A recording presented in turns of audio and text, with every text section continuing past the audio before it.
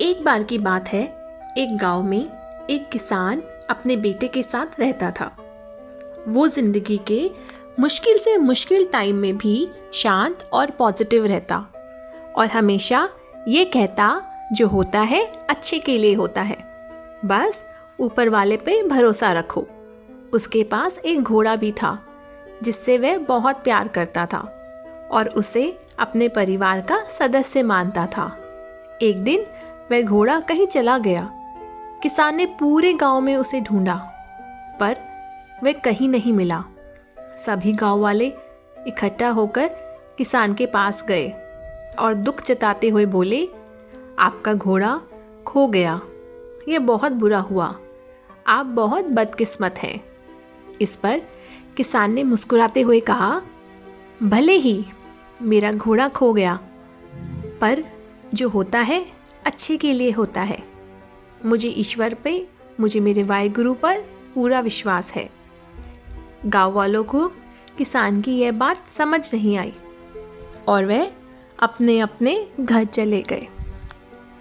कुछ महीनों बाद वो घोड़ा वापस आ गया और इस बार वह अपने साथ कई और जंगली घोड़े ले आया।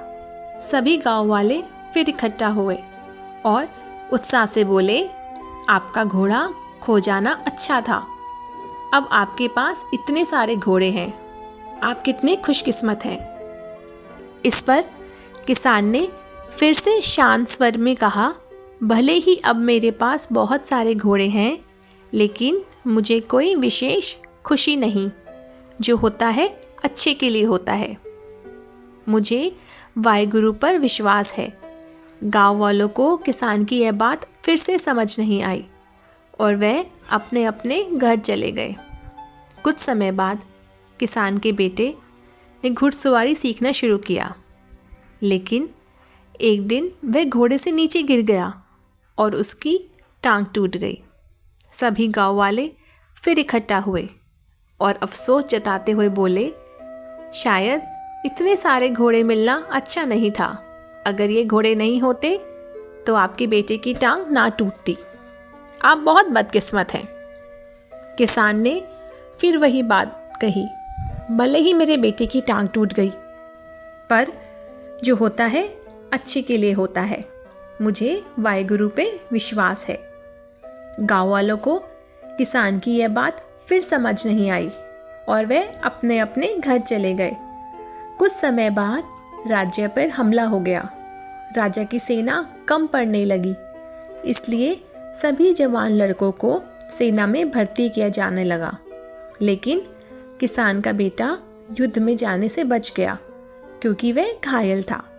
सभी गांव वाले फिर इकट्ठा हुए और भावुक होकर बोले, आपका बेटा युद्ध में जाने से बच गया, आप कितने खुशकिस्मत हैं। पर हम सब बहुत दुखी हैं क्योंकि हमारे बेटे युद्ध में चले गए, पता नहीं वे वापस आएंगे भी या नहीं। गांव वालों ने किसान से पूछा, हमने आपको जीवन के मुश्किल से मुश्किल वक्त में भी शांत और पॉजिटिव रहते देखा है, आप ऐसा कैसे कर लेते हैं। किसान मुस्कुराया और कहा, हमेशा खुश और पॉजिटिव रहने के लिए दो बातों को समझना ज़रूरी है। पहली, लोगों की बातों को ज़्यादा ध्यान मत दो, क्योंकि उनकी बातों को ध्यान देने का मतलब है अपनी खुशी की रिमोट कंट्रोल दूसरों के हाथों में देना। अगर लोग आपकी तारीफ़ करेंगे तो आप खुश हो जाएंगे और अगर बुराई करेंगे तो आपको गुस्सा आएगा। अगर आप लोगों की बातों पर ध्यान दोगे तो आपका दिमाग अशांत हो जाएगा और आप अपने जीवन के ज़रूरी कामों पर ध्यान नहीं दे पाओगे। दूसरी बात, कभी भी किसी बात को तुरंत अच्छा या बुरा मत कहो। जिस तरह किसी किताब के सिर्फ एक लाइन को पढ़कर यह नहीं बताया जा सकता कि पूरी किताब अच्छी है या बुरी, उसी तरह लाइफ के किसी एक इंसिडेंट को देखकर ये नहीं कहा जा सकता कि वह पूरी ज़िंदगी के लिए अच्छी थी या बुरी। आज जो घटना अच्छी लग रही है वह कल बुरी साबित हो सकती है और आज जो घटना बुरी लग रही है वह कल अच्छी भी लग सकती है। जैसा कि हमने इस कहानी में देखा। आपके साथ क्या होगा वह आपके हाथ में नहीं है, लेकिन आपके कर्म आपके हाथ में हैं।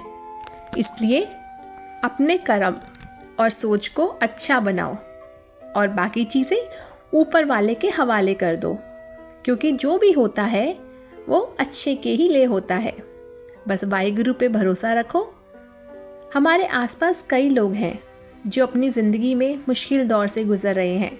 हो सकता है कोई हिम्मत हार चुका हो, कोई खुद को अकेला महसूस कर रहा हो, या कोई अपनी परेशानियों से लड़ते लड़ते थक चुका हो।